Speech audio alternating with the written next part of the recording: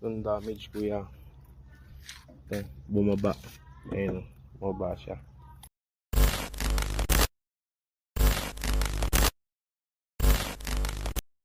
Na bangga.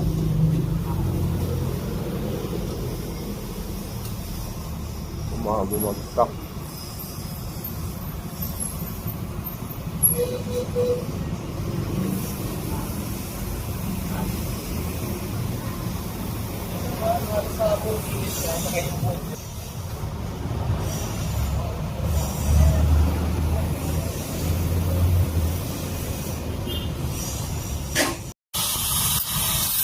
Di sa dito na-apekto, baka dito.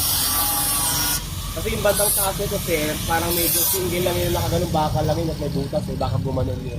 Yun yung pinakagumalaw.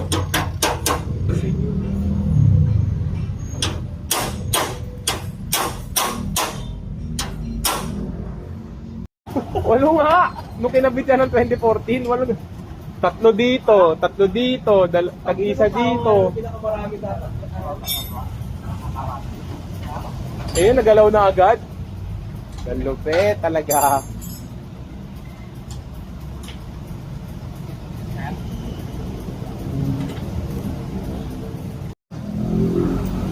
Parang wala nangyari.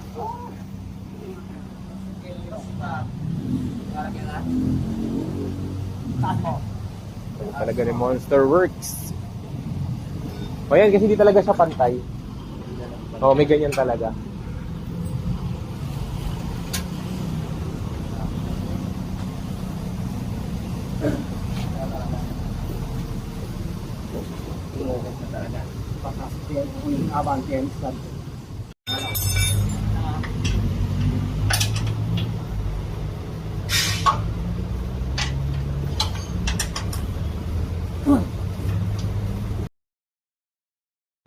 Yan, dito na tayo ngayon. Malapit na. So, ito yung intersection. Alamin nyo na lang. So, dito yung shop. Yan. Monster Works. O, diba? Ito na tayo. So, malaan kung ano mangyayari this day. Kung paano ba. Oo. So, dito na ako ngayon. 122,945. Combine na siya ngayon. Kasi sa bangga, ito ganyan talaga yan eh. So, na-disalign lang siya. Tapos yung grill natin, mabait talaga si Lord kasi kahit paano hindi siya nasira. Kasi mahal din ang grill ha. Ang grill nagkakahalaga ng 3.5 and up. Pag after market, 5K. Ayan, dito tayo ngayon, Monster Works. So, yun nga lang, itong grill ko kasi, nabali na siya. Ayan. Kung titignan nyo, bali na yan siya. Tapos yung inayos nila nung nakaraang punta ko dito, ayan, inalay nila to. Parang inangat nila para kahit paano, presentable. Ito lang talaga yung napuruhan. Yung fender, saka to, ayan, medyo may chip off. Tapos ito, dumikit siguro dun or ano. Pero wala siyang basag. Pero lilinisin na lang to. Kasi manilaw na rin eh. And si kuya ngayon, nabaklas na. Ano pangalan mo kuya? Nanding po. Ha? Nanding. Si Kuya Nanding. Siya yung gagawa ng ating ano, bangga ng fender. Nakaklip na lang eh.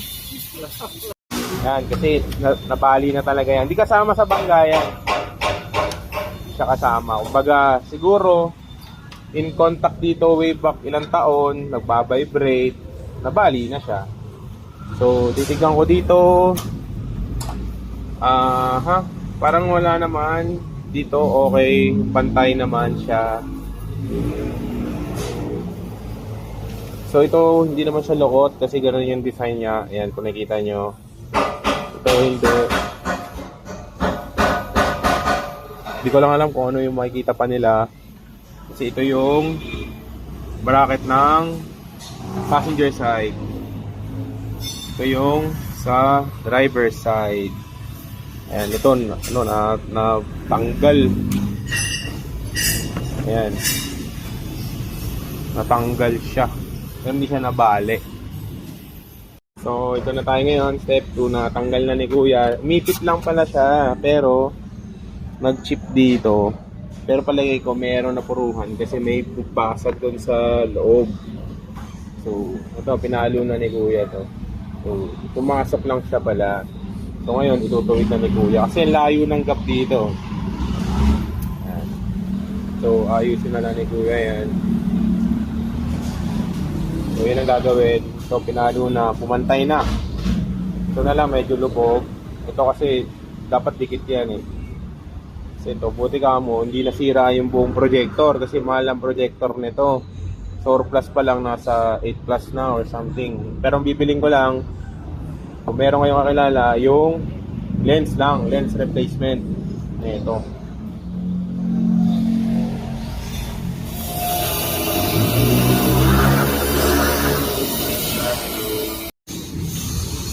$11.33. Nakikabit na ni Kuya ang headlight. Prep na siya ng pambendura. Yan si Kuya ngayon, oh, nagnilihan niya ng saglit. Pero na agad yung tsura. Agad yung primer. Pero ito okay no, na kahit pa paano na-align na ni Kuya. Oh. Goods no. Nakalagay niya na yung tornilyo, pati yung tornilyo sa baba, meron pa pala yan. Okay na. Ano na nalagay mo Kuya ngayon? Masilya. Oh, magmamasilya na. Ito na, first time na masilya dito. Ayan. So, goods na. Meron kasi dito. Ayan. Meron siya dyan. So, naayos naman ni Kuya. Maayos naman. All goods in the hood.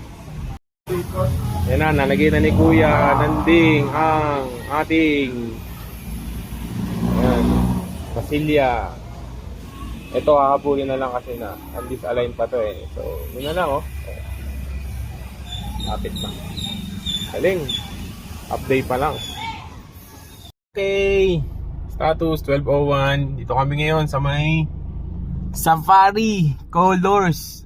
Sa may Naga. Basta Las Piñas. Safari Colors. Tapat nito ay yung Gaso na gas station. Ayan, sa tapat. So dito tayo. Si Kuya, yun yung pintor natin. Siya yung dun sa shop. Sinamahan ko na bumili para So okay na yan. Hinahabol lang yung kulay kasi dark steel mica yung kulay ng sasakyan. So, ayan, nahabol pa, tinitimpla. Okay, 257. Grill repair na si Kuya. Yun na. Sayang kasi pag bumili ng grill, nasa 3 plus din yan. Ewan tayong pambili ng 3 plus. Ni-repair na lang ni Kuya. Sabi mo nga, pwede na ako sa zip tie eh. Zip tie lang yun dati.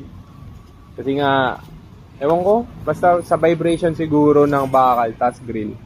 Magkadikit. Nakapatong kasi yan sa nakapatong lang sa kanya sa bakal. Nagbabibrate. Kaya yun. So ayan, grill repair. Sa pagpipintura pala, hindi pala Di pala ACPZ. Madami kasi okay na ni Kuya, nahulma niya na kung titignan nyo, okay na yung ating headlight. Naihabol na. Ayun nga, nakikita nyo yung parang tornilyo na yan. Lubog yan. Kasi yung tama yung parang silver na yon. Lumubog yan, nahabol na ni Kuya. So wala na daw problema yan kapag papagawa natin yung lens.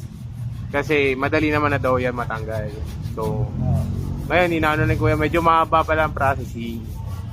Kaya kiskisin na. Pero 3 o'clock pa lang wala pang isang araw to dito sa kanila. Maghapon pa lang. Yung alignment kasi ng bumper, di ko mapapakita kung paano kasi busy pa yung ibang nagagawa. Kaya ito lang muna.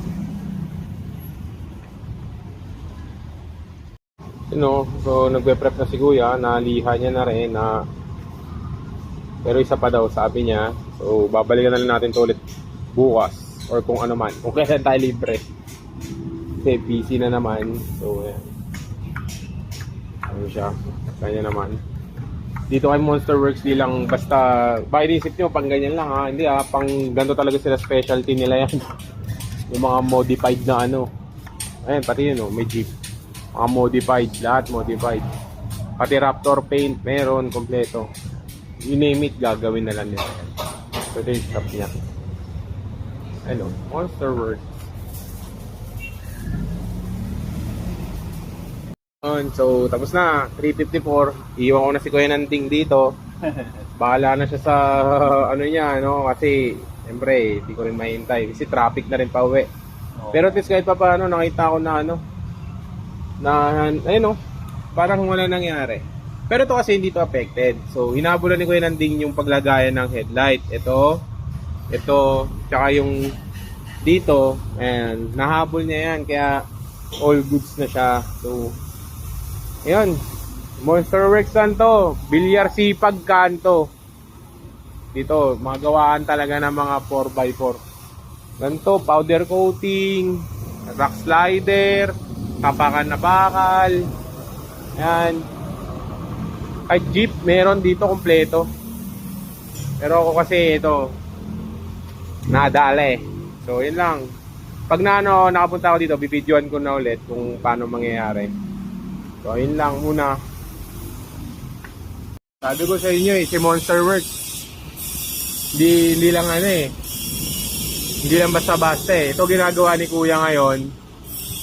Bracket para sa motor. Para sealed siya. Yung harap ng motor, yung gulong, diyan nakapasok. So, yung auto na to, anong auto ba to? Ano mga auto to eh? Nissan na lumang variant ng pick-up. Galing, ayan, naka-customize siya, oh. Galing, ayan, solid yan, bakal talaga, oh. Hindi hula-hula. Inaano talaga ng metro para sa tamang kalkulasyon. Hindi lang basta-basta dyan. Kung narinig nyo, may grinder pa. Dami silang gawa dito, solid. Tapos nagpa-powder coat din sila dito. Tapos customize ng mga bakal na kailangan nyo. Yan, meron. Ayun lang, tatapusin ko na yung day 1 ng ating sasakyan dito kay Monster Works.